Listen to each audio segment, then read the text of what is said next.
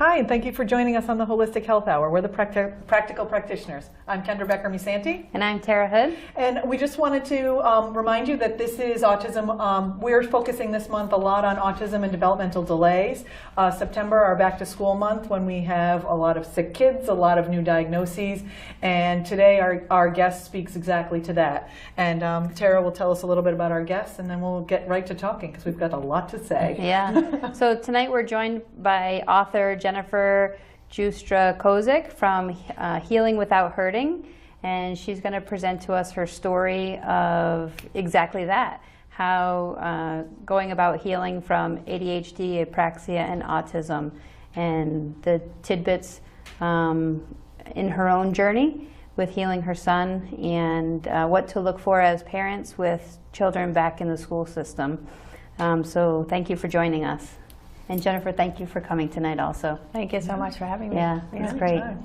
So I have seen your book on Facebook multiple times, and so every time it pops up, I'm like, oh man, I got to get that book. Because well, this is yours, by the way. Thank you. But from just to give you a little background on my story, I'm a family nurse practitioner. I've been in medicine, nursing for almost 20 years, and my third child was diagnosed with autism at the age of 20 months. And being trained in the medical model of mainstream medicine, I never saw the signs coming, like an oncoming freight train. You know, things with my daughter that she was born with food allergies and eczema. My second daughter had a ton of sensory issues and speech delay. And then my son, you know, was progressing and developing normally, and then my husband is the one who actually kept saying, I think he's autistic. And I'm like, no, honey, come on, simmer down now.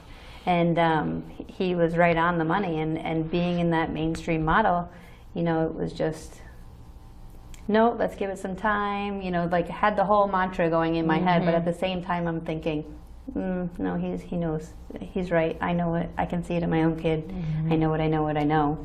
And so once he was diagnosed, you know, and we received that diagnosis, it was just like, oh, Mrs. Hood, so sorry. You might want to check out, you know, this one major website that is the driving force for all newly diagnosed families, and good luck with that. And there was nothing. And so it wasn't until I started my own journey to figure out how I'm going to heal my kid, because this is a recoverable issue. And so that's how Kendra and I kind of hooked up, where I was going to her practice, seeing her husband, who's a chiropractor, and he kept saying, oh, you got to see my wife. And I'm like, I see your wife, right? She's here in the office. He's like, no, you have to make an appointment. Right. And that was really transformative for our family. And so, yeah, so please share with the viewers. So I have a very similar story. I'm a psychotherapist. So I've been working for the last 16 years as a psychotherapist, working the medical model, working with psychiatrists and doctors, and always treating ADHD and comorbid conditions like, you know, anxiety, depression, with medication alongside the therapy that I was providing. But anytime I would try to go outside mainstream model, whether it be to do EMDR or energy work or anything that was like remotely, you know, they would just, you know, tell me, oh, you know, that there's no proof in that, there's no studies done on that. But I always knew in my heart that there was other things, but I just never wanted to question a medical doctor that had many more years of experience than I did. Even though in my gut I kind of knew there was more to it, you know. And I grew up in a family, you know, where my father was taking lots of supplements. My aunt, who was a champion of alternative medicine, she said she was like allergic to like 15,000 foods, and I thought she was crazy. You know, and we all suffered from ADHD and other conditions, my brother, myself. And so when I had a child that was diagnosed, probably around 4 years old, they started to question. I mean, he was in the special ed preschool program from the time he was 3. He was in birth to 3 before that. He didn't meet any of his milestones. He didn't walk. He walked at about 2.5 years old. He didn't crawl. He didn't roll over. The first time he actually rolled over was on a cranial sacral table. And he was very young at the time, and that was my first taste of anything alternative that could actually help. But again, like you, I just never wanted to admit that my child was on the spectrum. I just kept, choking every time the A word would come up, and my mother-in-law, my aunt, everyone saying there's something medically wrong with him. And you'd go to the pediatrician, and they'd say, oh, he's just, he's a boy. Or he's fine, you're overreacting. And I said, well, I also notice he's sick a lot, and they're like, well, he has an undeveloped digestive system. When he was a preemie, you have to expect him to have a less than perfect immune system. So I just kind of took their advice and just kind of went on. But I noticed every time he was in, in a daycare center or any type of setting, I felt so guilty all the time because he was sick constantly. And then he wouldn't be sick and get over a cold. It was sick, then it turned into double ear infections, then we'd be on 3 rounds of antibiotics, and then he'd get a thrush infection, yeast infection, and then he'd be put on, something for that, and then he'd have athlete's foot. I mean, he had cradle cap really bad, and when I went to ask a doctor, what is this? He's 4 now. Why does he still have this infant cradle cap? Like, oh, he's from Italian descent. He'll probably always have oily skin. I mean, it was just ridiculous. And looking back on it, the I'm going to use that. Yeah, right? Problem? No. Looking back at how many physicians, medical doctors that I saw that were specialists in gastroenterology and all of these other specialties, because of having a preemie, I had to see every one. I can write a book alone on all the things that they told me that was not correct. Right, I know. Because I live it now, and I know. When I suggested to the gastroenterologist that there could be a link between the gut and the brain, and that we've known this for centuries, he said, "Oh, you must be on Facebook too much. You must be online too much. Reading these things. It's nonsense. There's no proof, there's this and that." So, with that, I actually had more determination than ever to help my son. My daughter, a couple years later, we also found out that even though she was neurotypical and didn't have a lot of the developmental delays and the ADHD symptoms and the OCD and all of that, she had rage issues, and she was very anxious all the time. And she was my cheese girl. She was the one that wanted, the milk and the cheese and the Dunkin' Donuts. And my husband turned to me after an ice cream party, and she went into this huge fit of rage. I said, we really need to test her too. And I was like, oh, crap. Oh, I didn't want to, like, oh, but she's the one that I can go get an ice cream with, and lo and behold, gluten, dairy, egg sensitivities. She also was a colicky baby, screamed all the time. Not one ear infections, not one doctor suggested that maybe it was a milk allergy or maybe it was some kind of sensitivity. They don't believe in sensitivities. If you don't have a full-blown allergy and you're going to having anaphylactic reactions, they think it's require a pharmaceutical prescription. Right. Exactly. Then you're making this up. It doesn't exist. The testing isn't conclusive and all of this. So both my children, and I speak about it in the book, both of them have been treated very, very successfully with biomedical treatment. We've seen chiropractors, we've seen naturopaths, we've seen cranial sacral therapists, and with every treatment we've done, we've just seen more and more improvement. And so I knew I had to write this book. And it started out as a pamphlet. I was just going to write like a little how-to guide on how, and then it turns into this thing, which is really easy to read and really, really comprehensive. But I knew I needed to write a mom's book, a mom to a mom. And although I'm a psychotherapist and I throw that in too, moms know best. We have to trust our gut, and there is help for our children. There is. My child's living proof of it. Having my Healing Without Hurting Facebook page too. I mean, I get testimonials after testimonials that this works. Yeah. And how old is your son now? So my son is 10, Evan, and my daughter is 8, Elena. And they, my son is in mainstream school.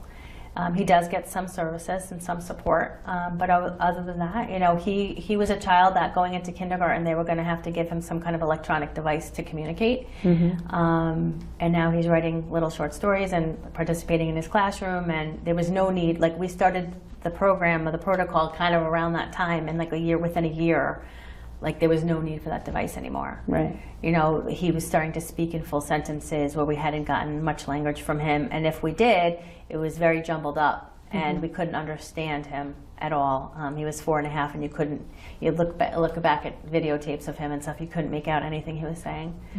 You know, and he would do some flapping, but it wasn't like so obvious. Yeah. You know, the doctors would say, oh, well, you know, he's looking at you for praise. He's not autistic. Yeah. Well, we know that it's a very wide spectrum. And I also know now that I've been treating ADHD, that ADHD is also on that spectrum. Most people won't want to say that it's on the autistic spectrum, but it sort of is, because the biomedical treatment is very similar. And a lot of kids with ADD also have, oppositional defiant disorder. They also have some sensory issues often, social issues. And so, I mean, we can kind of, it is a one big umbrella, and some kids are obviously more symptomatic than others, have different issues. Some have more sleep issues, some children are more violent in temperament, but all of those things can be treated. Yeah. You know. What do you think it was for you that was the tipping point for you to say, okay, I'm going to accept the A word, I'm going to I'm going to seek services, or I'm going to stand up to my pediatrician and say, listen, this is what it is. I know what it is. Like, was it, you know, the developmental delay as a whole, or was it other people telling you, hey, what's up, like something's going on with your child? Yeah, I think it's a little bit of both. Like, you know, I was in denial, and I think the day that I totally accepted it was the day that I knew there was something I could do about it. Yeah. Well, that's what that was going to be. What I was going to ask is, okay, well, now you got the diagnosis, now you have all these things in place, but forget that part. Let's start the recovery. And Let's just start the recovery. Yeah, and I think that's really what, at least with our patients, where the focus is. Like, and you know, for years now, I've been in practice 10 years, and you know, the first 5 or 6 years, I never gave parents that diagnosis. I was like, we're not, because once we, you know, fix the gut and fix the sleep and whatever, it's going to be a totally different scenario. Right. So let's just deal with what we got as far as symptoms. Yeah, no, absolutely. And a lot of them go away, and it's just labels that the pharmaceutical companies have put on these things. Yeah. Right. And that it's true. Like, it's just, you know, it's what we need to do to put a framework around it, but it's really not, it doesn't really speak to what this really is. And this is not a brain disorder. Right. You know, this is a metabolic, immunologic, and digestive disorder that when treated could get fixed and healed, and you know, the symptoms do go away. Yeah. They do. And that's what my husband is saying now. Like, he's like, because our son is in a preschool program, specialized preschool, and so he just keeps saying, I don't want to say my autistic son or my son has autism. My son has an immune system dysfunction. That's what my kid has. That is exactly. And I was like, good for you, honey. Yes, that is what it is. Exactly. And I'm like, good, let's start saying that, because I'm all about it. Like, we're fixing his immune system, and his behaviors are getting better. Yeah. Right. And so I think that's a big sticking point for parents, you know, who have children that are entering the school system, because whether you have a diagnosis of autism or another developmental delay or ADHD, you have to be able to stand firm in that with your school district to say that your child is entitled to services based on his medical condition, you know, and then just advocating for your child. And I don't know, for me, I've been blessed with that. Like, I've worked well with our school district, but I think that other parents have had obstacles in their dealings. Yeah, definitely. We've been very, very lucky also. Well, our school district has really worked with us, but, you know, we're very transparent, and we go in there and we cheerlead them, and it makes a difference. Yeah. You know, it definitely does. And our attitude towards everything, and, you know, the struggles that they are going through as well, because it is not easy to have some of these children on a daily basis. And I think, like, I go in also with a recovery mindset, like, please, Yes. you know, like, this is a recoverable issue, and so let's invest now, and then you don't have to invest later. You know, let's get them mainstreamed. Exactly. Yeah. So Jen, I think the title of your book is incredible, and I think it transcends far more than even, you know, just kind of your laundry list on the cover. Yeah. And I would love for you to talk about, like, some of the main tenets for our viewers, because I think really what you go through as far as healing being multifaceted is incredible and really, really useful for a whole host of things. Well, you know, like we said, it's autoimmune. Right. We all have an autoimmune disorder. So I almost have to, like, repurpose the book. Like, you know, if my son's story wasn't woven in it so much, like, I could easily call this the autoimmune, like, help book, guidebook or something. Because it's true. I mean, we're talking about, you know, and I talk about the food that we're eating on the sets, lining our store shelves, you know, and that it causes all the ingredients, you know, causing everything from hyperactivity to mood disorders to cancer. You know, so we're dealing with a whole host of autoimmune disorders that are, you know, fibromyalgia to, you know, hypothyroidism. You know, my husband had really bad hypothyroidism, and he just started following some of the stuff in the book, and it's you know, it's virtually gone, you know. And so absolutely, I mean, you know, it talks about supplements, but it also talks about the body's ability to metabolize nutrients and what we have to do in order to heal the gut. Very often the picky eating sort of goes away for our children. A lot of kids, you know, they'll say, well, I can't do this diet. You know, this is just impossible. I know my son will only eat chicken nuggets and French fries. That's it. If your child only eats chicken nuggets and French fries, there's a reason, intuitive reason. They know anything else is bothering them. Sugar is very easy to digest and probably doesn't hurt their stomach. And even if they're not complaining, you know, my daughter, you know, when we finally got her on a gut healing protocol and pulled the foods away, she said to me, she was like 6 at the time, she goes, Mom, I didn't know my stomach wasn't supposed to hurt. You know, here are these kids, they're not even complaining. Well, exactly. You know, they're not going to the bathroom but every 3 to 4 days, or they're going excessively, one or the other, but they're still not complaining because this is their normal. They've been like this since they were born, or you know, since they were 15 months old, so they don't remember any other way. You know. Yep. That always astounds me in my practice when, you know, I do manipulate the diet in some way with these children, and then they come back and and say that to me too. Oh my gosh, I didn't know that my belly wasn't supposed to hurt. Like, can you, I mean, it's just, I know. So it's crazy. And I think adults feel this way too. We ignore it. Yeah. Oh, totally. I totally ate gluten, and I was eating gluten, and my stomach would always be hurting, and I'd always be in, you know, in the bathroom. And all of a sudden I was like, you know, I think I should go gluten-free. I lost like 25 pounds, right? Immediately. My stomach wasn't hurting. I got off Zoloft. Like, it's all connected. I'm like, oh, I guess if I do it, you know, it's so much easier to do it for our children than ourselves. Oh, 100%. Right? But I realize that when this becomes a family affair, it's so much easier on the kids and so much easier on us if we're just all start eating like that. Right, absolutely.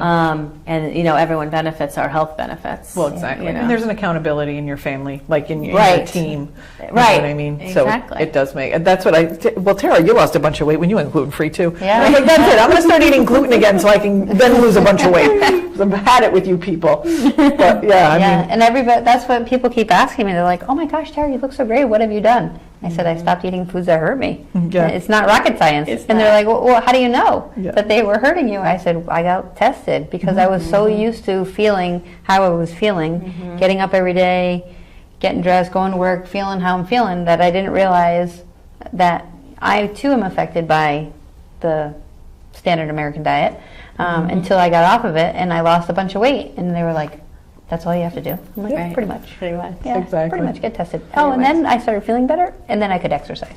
Because prior to that, I have energy. First of all, right? Yeah. You lose a couple pounds and have energy. It's amazing. Exactly. You know, so everyone says, well, why can't we eat wheat? Like my grandmother ate wheat. You know, like people don't realize the wheat is not the same wheat of 50 years ago. Right. Like we used to have to dunk our coffee, you know, donuts in coffee to soften them because they were so hard. Right. And then the Dunkin' Donuts phase came, and all the gluten that's getting added to the wheat and soy. And soy. You know, there's and chemicals. I mean, it's just ridiculous. And then we're reacting to them, and the GMO, and like the fact that the glyphosate is being sprayed on all the wheat. Like, so some people probably are glyphosate sensitive. Right. But, you know, it's just an inflammatory. It's just causing an For inflammatory. our viewers, do you want to tell them what glyphosate is? Glyphosate, I can't even say it. the herbicide and pesticides in the GMO foods. It's what's, you know, it's creating the bug-resistant crop. But what's happening is all these pesticides, whether it's on the wheat or on our produce, are going into our gut and killing all the good gut bugs. Right.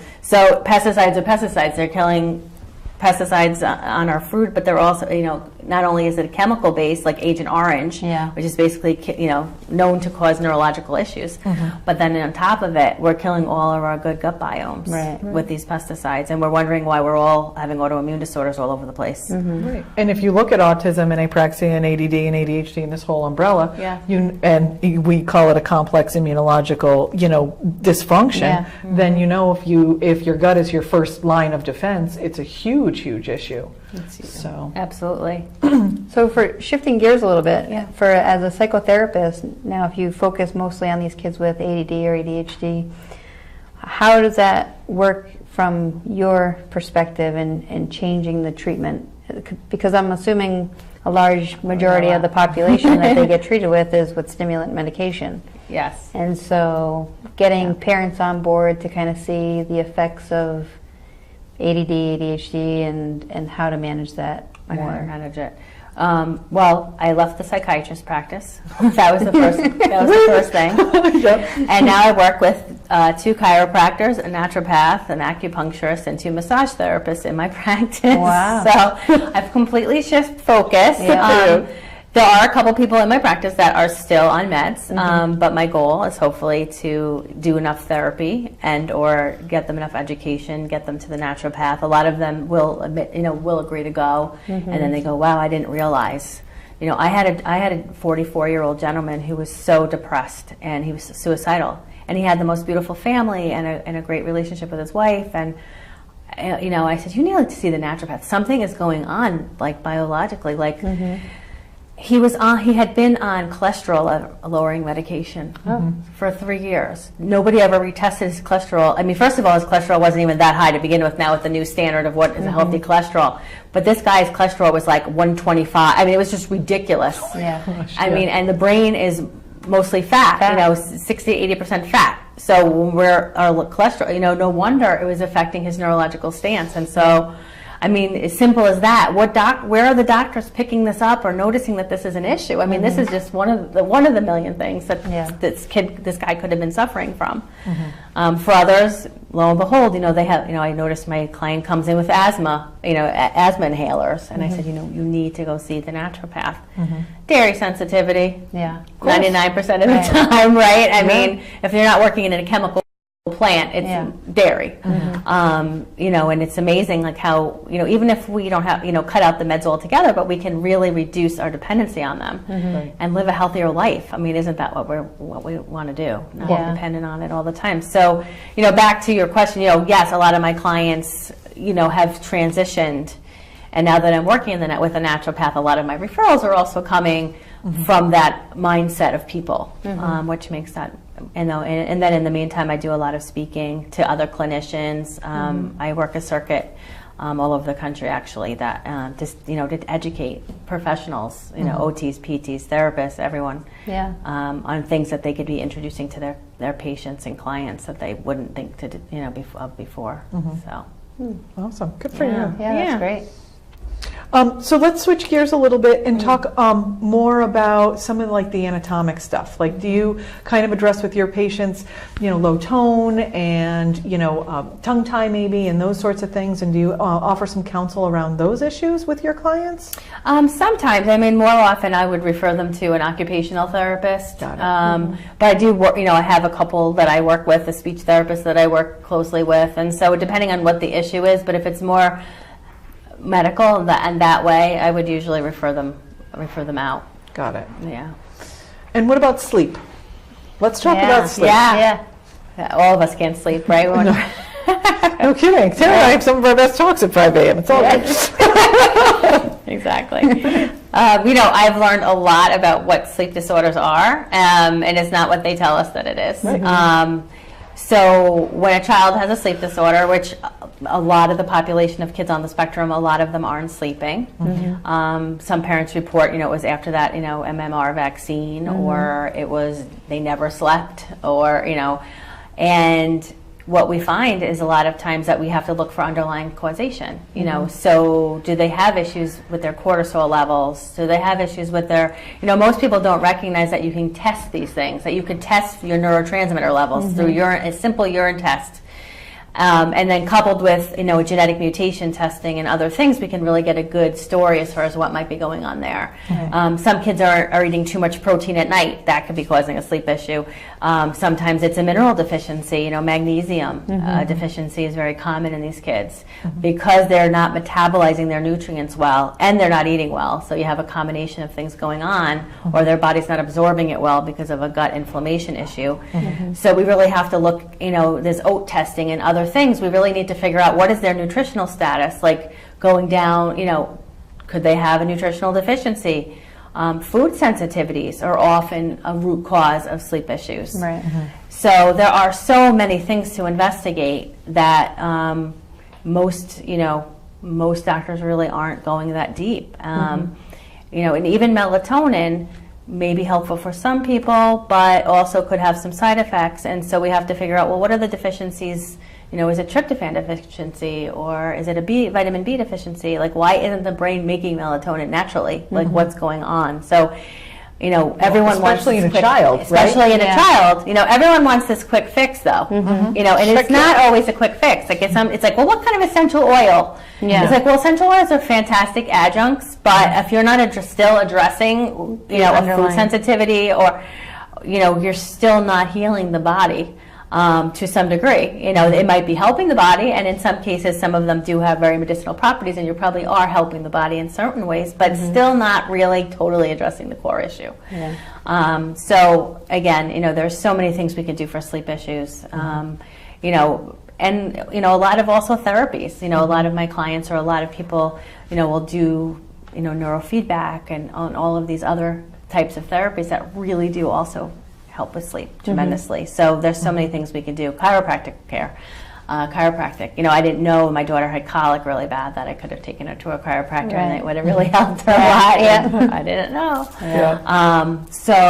There's just so many therapies that are available. There's so many treatments that are available that are actually healing, because innately the body wants to heal itself. Oh, absolutely. The and body, the power comes from within. And the power comes from within. For sure. And it comes from the mom, and it comes from the dad. They have to have a fuel and a passion to change this. Right. So many people are just like, well, it just seems so hard. You wake up one day with the passion. Right. I'm gonna help my children. I'm gonna, and I always say, and some people don't like it, but it's true, is that you help their health now, like you're warding off worse autoimmune disorders later. Yeah. I know it's not fun that you can't go to the fair and have the fried dough. Right. But like, just think about, 5 years from now, 10 years from now, 15 years from now, where your children can have crippling arthritis or some other condition that could have been avoided if we did just address this earlier. Yeah. My dad, thyroid cancer in his 70s, come to find out he was a rager. He was on many, many medications for, bipolar and this and that. Dairy, gluten sensitivity, dairy sensitivity, mustard sensitivity. He pulled all those foods. He's like, if I only would have known, I could have probably protected my thyroid, but I did not know. Right. Well, and you don't know what you don't know until you don't know what you don't know. And Maya Angelou says, like, if we do the best we can until we know better, and then we do better. Yeah. Exactly. Yeah. So once you know better, and a lot of people don't buy this book because they don't want to know better. It's easier. Well, that's my thing. It's a lot easier. Families that once they get that diagnosis, it's like the golden ticket. I got the golden ticket, and it's like, great. Now what are you going to do with it? Right. With this diagnosis, you're going to just let your kid have this label for the rest of their life, or are you going to be proactive and take action and heal your kid and have them recover?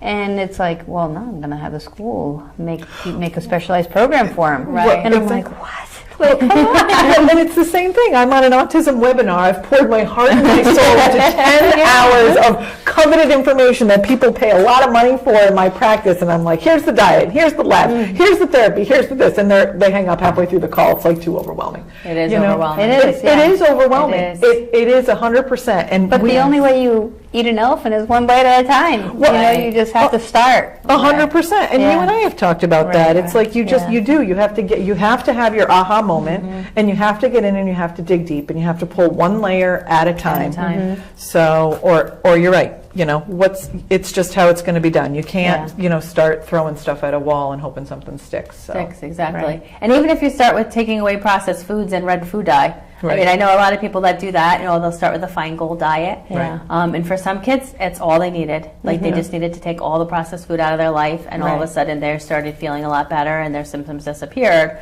Right. But I do see many people that say they're still that violent, they're still angry, they're still this, they're still that, and I say, well, then you have to dig deeper. So then peel away the next thing. Get a food sensitivity test. Right. Go there. Exactly. If you have a food sensitivity, good chances are you have more going on in the gut than you want, because that means there's inflammation, that means that there's probably toxins building up. So, the lab work is really, there's so much lab work available. Yeah. And some people need that black and white, like, proof. Right. You know, I know a lot of dads do. You know, they want that proof. Like, Yeah. and even my daughter, like, she was like, I'm not doing what Evan does. That's ridiculous. And Yeah. well, I show her the lab work, and she looks and she goes, oh. She goes, well, I'm still not doing this. This is too hard. And like, it took her for like a whole week, and finally she came back and she goes, okay, I'm ready. Yeah. Yep. So sometimes we have to make it their idea too. Right. Well, exactly. You know, And I think it is all part of the process. And kids have to, Yes. you know, kids have to be involved in their own care. Absolutely. You know, and I think, you know, the earlier you start and the earlier you get on board, you know, as a family unit, I think the more responsibility kind of hunkers down in your team. Yeah. And people do better, 100%. Yeah. Yeah, So. exactly. Exactly. Let's talk about probiotics, man. Yeah. Oh, I'm sorry. Did I interrupt you? No, I'm all excited. I've been waiting for the whole show to talk about probiotics. Yeah. Yeah, I mean, probiotics is one of the most important things. I mean, right? We're killing our gut bugs, so we need to get them back. Right. You know, and there's so much literature, and I have so many references in here. But you know, they take a mouse. I don't know if everyone knows, but mouse actually have anxiety disorders. So if we put a mouse in the room, they're going to go on the outside of the room, even if there's cheese in the middle of the room. But what they did was they gave the mouse probiotics, and all of a sudden, the mouse was coming to the center of the room. So what does that tell us? Yeah. You know, it has its own system.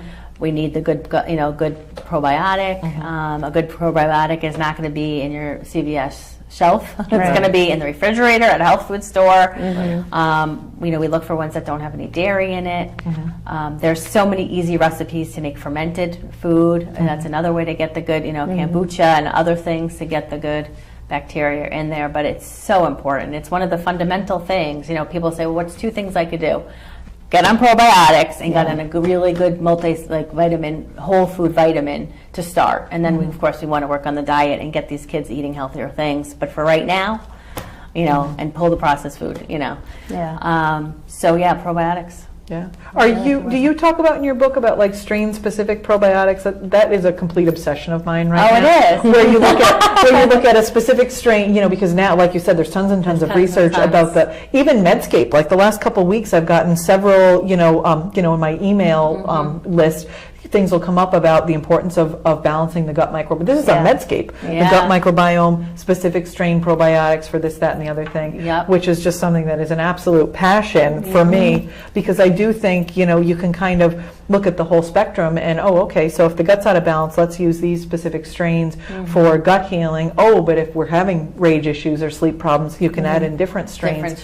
And I just find that to be absolutely fascinating. Yeah, and I didn't realize, too, that if there are certain fecal tests that you can do, like Genova Labs will do it, well, that will actually show you the exact strands that your body is missing. Right. Also, which I was like, oh, that's news to me. I didn't realize that. And the revised book, they'll have more information on that one. But and there's more articles coming out, right, that certain strands are good for autism, certain strands are good for constipation, upper respiratory infection, all of it. Like it's interesting. Totally it's very patient specific though, because I switched brands and strands specifically to target constipation and made it worse.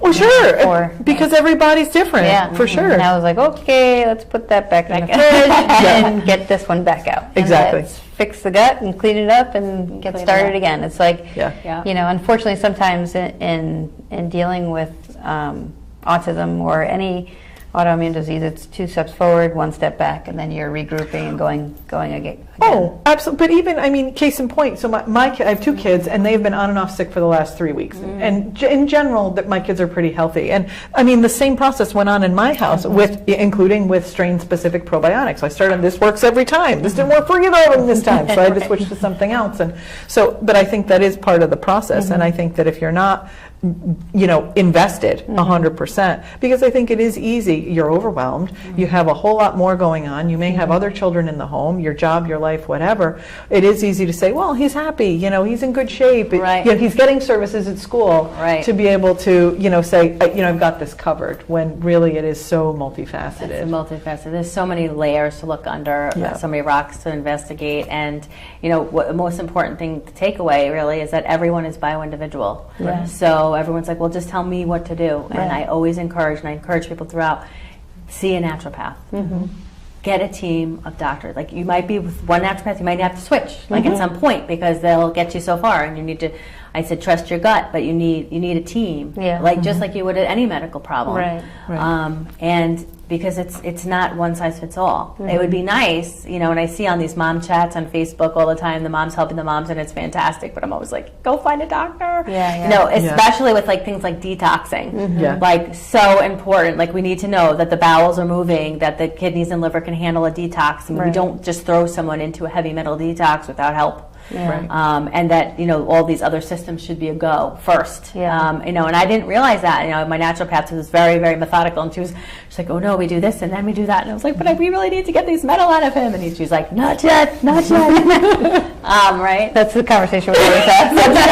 This is our 5 a.m. conversation. Heal the gut, heal the gut. You need to do the gut. You know, and then we use a lot of homeopathy remedies. My naturopath happens to specialize in homeopathy. I thought naturopathic medicine and homeopathy were interchangeable terms, by the way.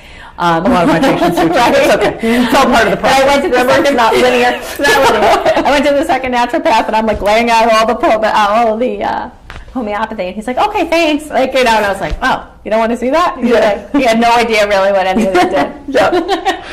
But we did a lot of homeopathy for the gentle, I don't like the word chelation, but the gentle detox. You know, and in the book I do talk about things that people can do on a daily basis. A lot of things that our grandparents actually did naturally. They, you know, my mother would make these huge, grand, like, fruit salads.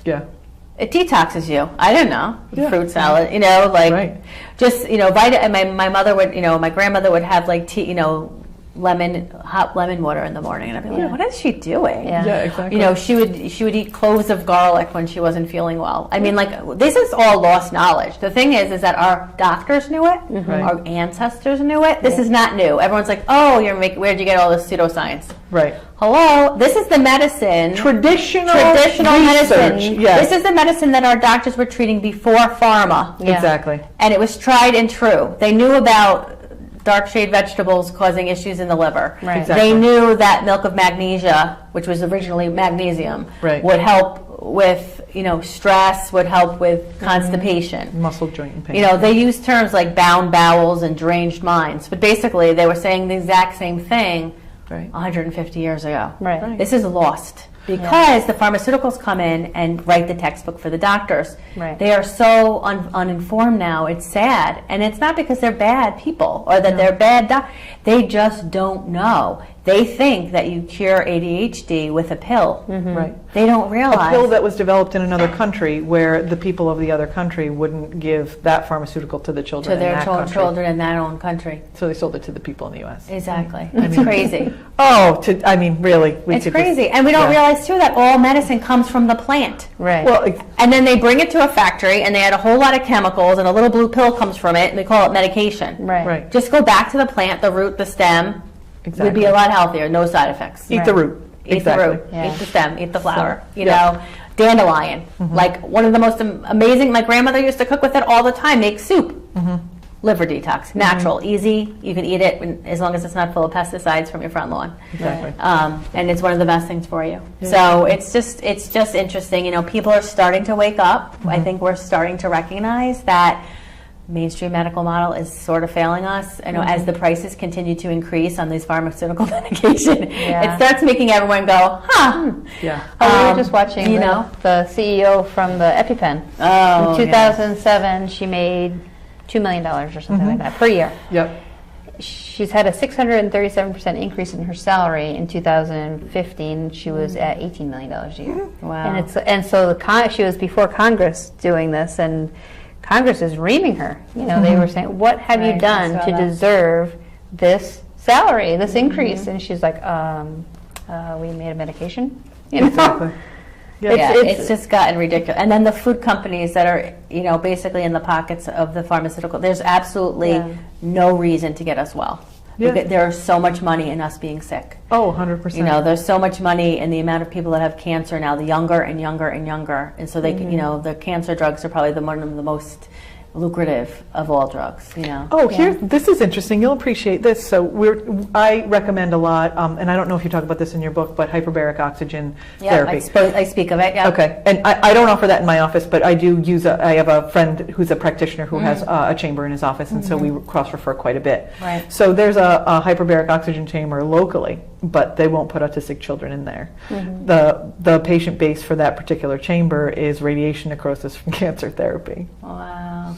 So it's so sad. It is. It's just the whole system is so system is so broken. I mean, imbalanced. you know, and the newest thing that we did for Evan was we took him to the Dominican Republic and did adult stem cell therapy on him. Yeah. Because it's just starting to come. It's kind of baby and infancy stage, but again, like it's something that would actually really help. They actually do that alongside the oxygen chamber. Like they believe the two, you know, really work very well together. And you know, we did see changes in him. I mean, even after everything we've done, like he's been doing so good, and then all of a sudden I'm like, oh my goodness, a little bit more eye contact. His gait's a little better. Like wow. Yep. So amazing. I mean, there's just so many things, and we didn't realize too that Evan suffered from silent seizures. Oh, you know, and they say, you know, the neurologist in the DR is like, you know, 40 to 60% of kids in the autism spectrum, you know, we never know, but they're having spiking activity, you know, in their left lobe, you know, at night and And I was like, oh my goodness, that's it, like Tassinari syndrome. And you know, with the dietary changes and the inflammation, you know, lowering and all that, that's how you stop it, Right. You know, and you know, obviously less sugar. You know, the whole ketogenic diet. You know, we never really went as far as going full force ahead with any real like. We did the Evan diet. Like we took the blood work, we took all the labs, like the, you know, and I trusted the naturopaths that were working on him and like working for us, and like we just did what it said to do. You know, we just kind of followed, and I also followed my gut. Like, yeah, that herb, I'm not feeling that's going to help him, or you know, that like Bacopa, like is like an herb for, you know, a nerve tonic, or is supposed to help with attention and all that. And this is after we did so many things, but. Something just told me like, you know, herbs in children, like you got to be careful with that. And now I know that he had a seizure disorder. Like that's even more reason to be careful with herbs. So I love herbs. I think herbs are fantastic. I talk a little bit about, you know, like essential oils and like herbal teas and things. But you really have to know you really have to be with somebody that really understands it. That really can treat and understand the side effects. And you know, I didn't realize too, herbs like are medicine, so you might give for 6 weeks and then you pull it. Like you want to boost the cortisol level, so you know, get the adrenals going and support the adrenal glands. And so you give this herb for 6 weeks and then you pull it, and all of a sudden the body starts doing what it's supposed to do. So there's so many things that we can do and to help these kids so much. Jen, how do you think in your practice and in your Facebook group and through your book, that's the biggest motivator for parents? How do you empower the parents the most in order to start recovering their children, or start even accepting the diagnosis that their children may have, or even delve further and say, something's not right with my kid, let me figure out how to get testing? Like, what is your magic bullet for that? That's a good question. That is a good question. Some people are really easy to persuade, and I think it's on. They're on their own journey too. And like, I can only plant the seeds, and it's like, so on my Facebook page, I plant like 1,000 seeds, and like. Some parents, I get the same question 2 years later. I'm like, oh, I think I answered this question with this person 2 years ago. And then other people are like, I finally got around to reading your book, and oh my God, it's fantastic. Thank you for cheerleading me.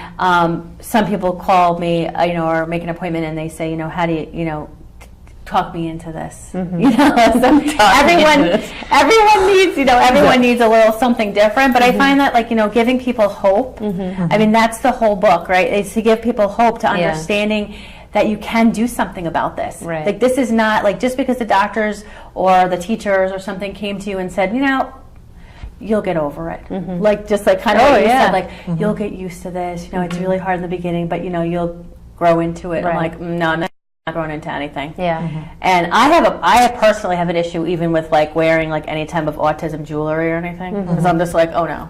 Like, that's just putting him in that box again. Like, I am like, no, we're on recovery mode. You know, he's only 10. We have a little bit more ways to go. Like, it's a journey.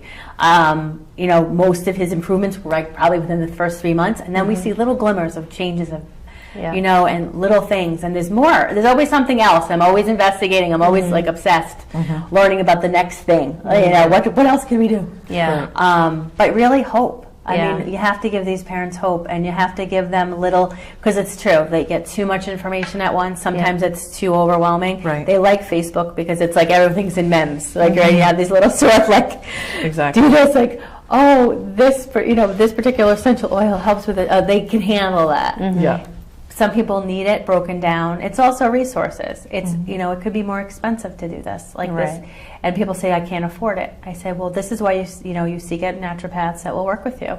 Because there are really awesome naturopaths that will work with you. Some are very expensive. There's also, you know, independent labs that will work with you much more than your insurance company will, as far as like getting these tests done. And you do one at a time. Like, you don't have to do like, I'm the type of person, I'm like, just do it all at once.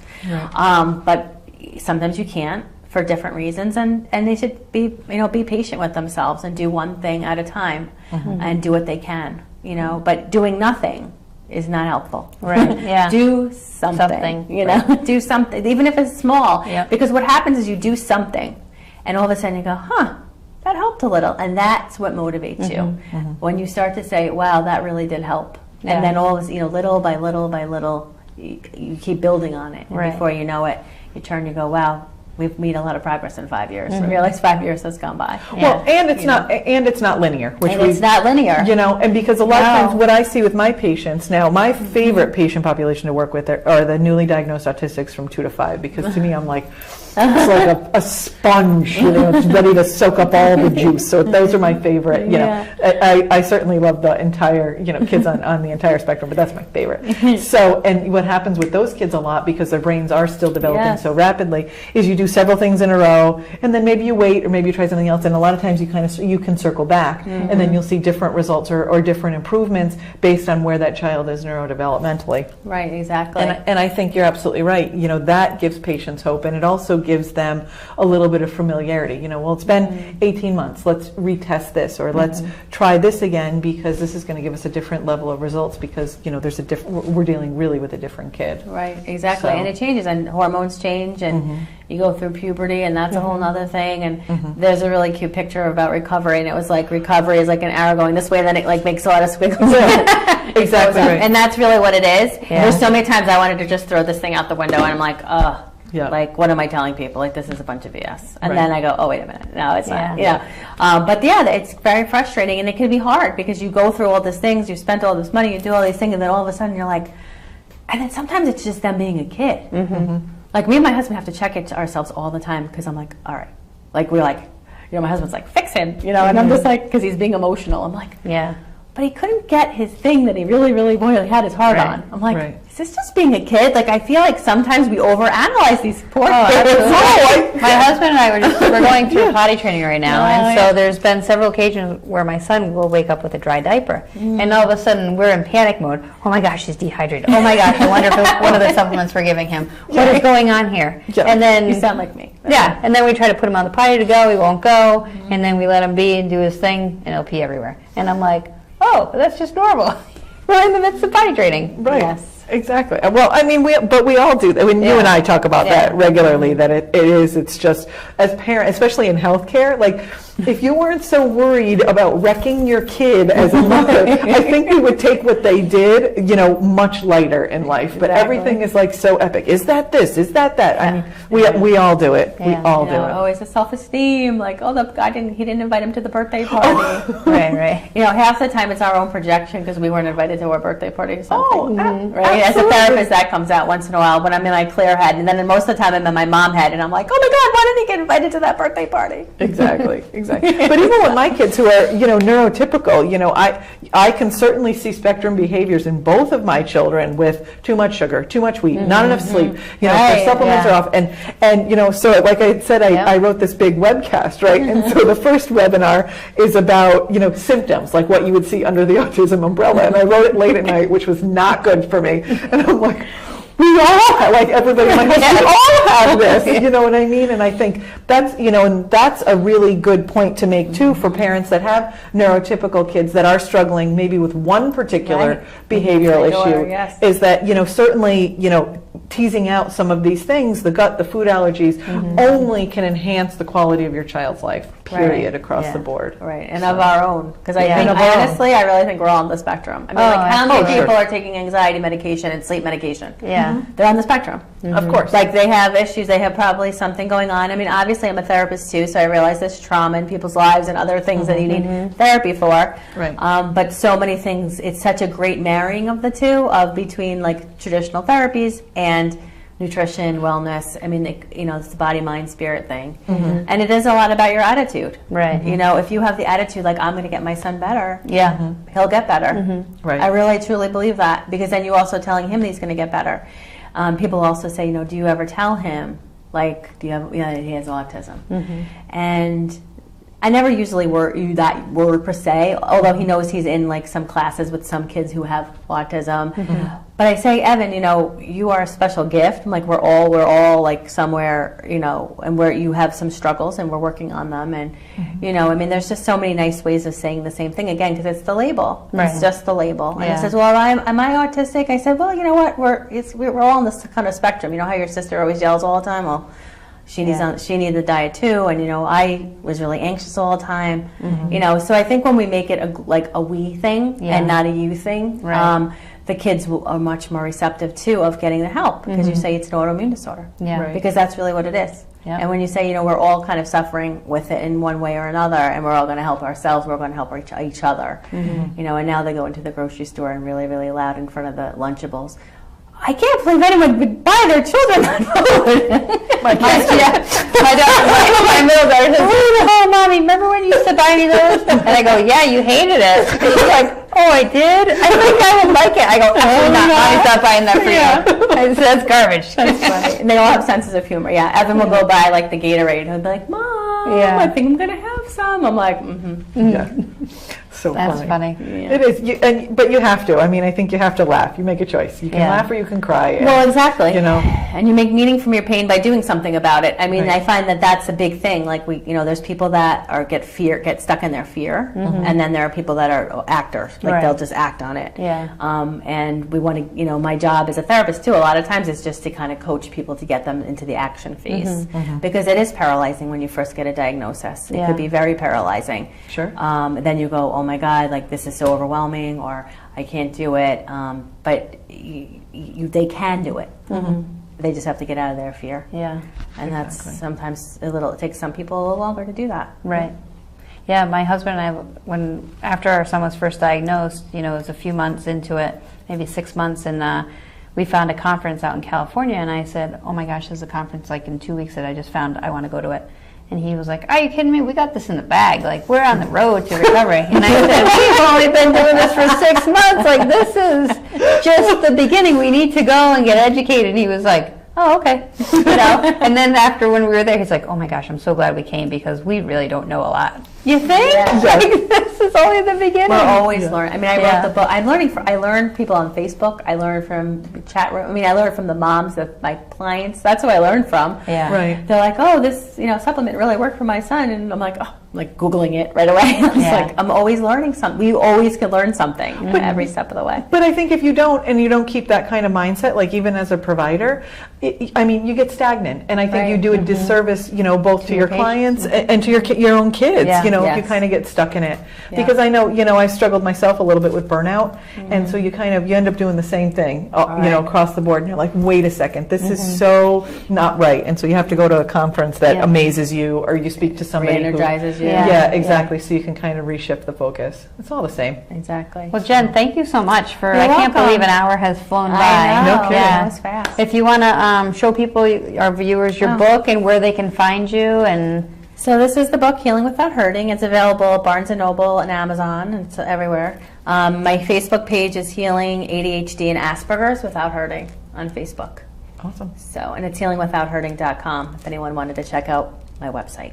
Perfect. Are you accepting clients? Are you in that boat? Yeah, I am a psychotherapist. I work 2 to 3 days a week. Right now 3. I work in Newtown and I also work in Middlebury. Okay. And yeah, absolutely. And I also am available for consultations too. Sometimes people just want To talk on the to phone. talk. Yeah. And I do Skype and all of that too. Awesome. And they can find you on your website. On my website. Yep. Perfect. Work with me on the website. Awesome. Yes. Thank you so Thank you. much. Thank It was you so so nice much. to have you. Thanks again for joining us on the Holistic Health Hour. We'll see you next week. all right, take care.